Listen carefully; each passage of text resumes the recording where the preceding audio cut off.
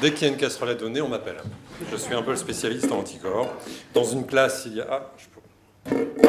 Ah, ça s'accroche pas à une casserole. Elle est anti-adhésive.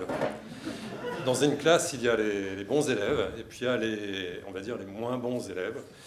On ne donne pas de bonnet d'âne, alors on donne une casserole. Une casserole, c'est assez pratique, c'est un ustensile de cuisine. On peut faire du bruit avec. Alors là, on n'en a qu'une, mais ça va souvent en batterie.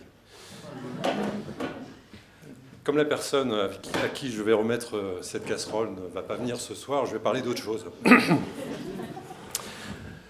À Anticorps, nous défendons les libertés. La liberté d'association qui nous permet à nous, Anticorps, d'exister et d'agir. La liberté de réunion qui nous permet d'être ensemble là ce soir, et c'est sympathique. La liberté de manifester, mais bon, ça on verra demain. Et puis il y a aussi la liberté de la presse. C'est bien d'en parler à un moment où justement celle-ci est attaquée. Et d'ailleurs, à propos de l'actualité, nous ne comprenons pas et nous condamnons fermement les insultes et les agressions dont font actuellement l'objet les journalistes dans les manifestations. Nous savons à quel point Anticorps est indispensable le travail des professionnels de l'information pour notamment sortir les affaires. On peut critiquer la ligne éditoriale d'un média, mais il est dommageable de remettre en cause la fonction même des journalistes. La liberté de la presse, comme la liberté d'expression, est un combat de chaque jour. À chaque progrès, par exemple la loi Sapin pour les lanceurs d'alerte, de nouveaux obstacles étrangement apparaissent, comme la loi sur le secret des affaires. Contre cette liberté d'informer, d'autres barrières existent. Ce sont notamment ce qu'on appelle les procédures bâillons que nous dénonçons depuis toujours à Anticorps. Je vous rappelle le principe des procédures bâillons. Vous êtes un élu, une entreprise, un dirigeant. Vous voulez faire taire un opposant, un lanceur d'alerte ou un journaliste trop curieux. Eh bien, vous le noyez sous les procédures judiciaires, plainte pour diffamation, plainte pour dénigrement ou préjudice commercial. L'objectif, ou en tout cas la finalité de ces procédures bâillons, c'est de produire, non pas de la censure, puisque en France, en principe, en tout cas, la censure n'est pas autorisée, mais de l'autocensure. L'objectif, ou en tout cas cette finalité, parvient souvent à réussir. Finalement, le journaliste, le lanceur d'alerte, se tait sous la menace de ces procédures qui s'annoncent ruineuses en frais d'avocat ou en temps passé à répondre aux attaques. Malheureusement, ces procédures bâillons ne sont pas ou sont très peu sanctionnées par la justice. Elles sont pourtant dangereuses puisqu'elles remettent en cause une liberté fondamentale.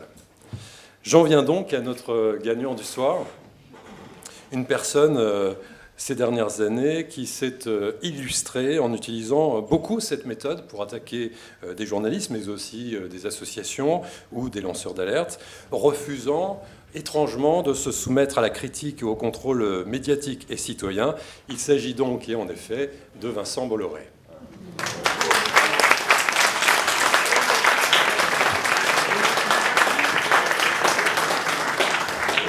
Et comme par ailleurs, et pour signaler un conflit d'intérêts, comme je suis journaliste, ma carrière est un peu, ce soir, et désormais en stand-by. Vincent Bolloré est à l'origine de plusieurs dizaines de plaintes contre des médias. Et j'en ai fait une petite liste de médias qui sont actuellement, ou qui ont été récemment en procès avec Vincent Bolloré. L'Obs, Les Inrocks, Le Monde, Libération, Mediapart, Bastama, Rue 89, France Info, France 2, France Culture, France Inter. Il y a aussi plusieurs associations contre lesquelles il porte actuellement plainte, Sherpa et Greenpeace.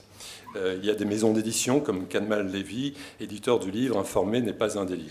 Et puis autant, à chaque fois, de journalistes et d'auteurs qui ont voulu enquêter sur lui et son entreprise. J'ai fait une petite liste. D'ailleurs, chaque ligne, c'est une affaire en diffamation, Bolloré contre un journaliste ou un média. Voilà, il y a tout ça. J'en ai compté une trentaine. Enfin, j'en ai dénombré, mais il y en a d'autres sans doute.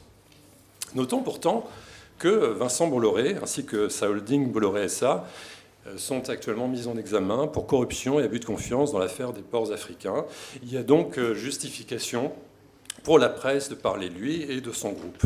Un chef d'entreprise qui contrôle, qui plus est, des médias, et même une chaîne d'information en continu, devrait, selon nous, montrer l'exemple en encourageant la liberté d'expression et la liberté de la presse. C'est pourquoi nous remettons cette casserole 2019 de la part d'Anticor à Vincent Bolloré en espérant qu'il change d'attitude. Alors, Vincent Bolloré n'est pas là ce soir. Nous le regrettons. Alors, vous savez, ou pas, que j'habite Puteaux. Et il se trouve que le siège de Bolloré est à Puteaux, à 200 mètres de chez moi. Donc c'est pour ça que, bon, on m'a demandé sans doute de lui remettre ce prix. J'irai donc lui remettre directement, en tout cas, dans le hall d'accueil de son entreprise.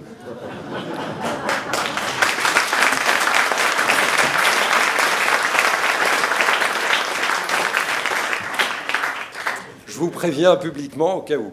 Alors, pour terminer, je salue la présence parmi nous dans la salle à côté, puisqu'il y avait tellement de monde que tout le monde n'a pas pu être présent dans cette salle, mais il y a du monde de l'autre côté également.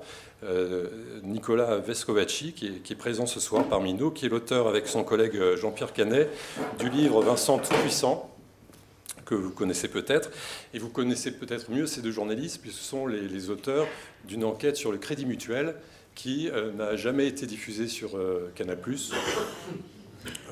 pour des raisons diverses et variées. En tout cas, si vous voulez savoir pourquoi en détail, vous trouverez ces détails-là dans ce livre. Donc voilà, je vais remettre la casserole prochainement à Vincent Bolloré.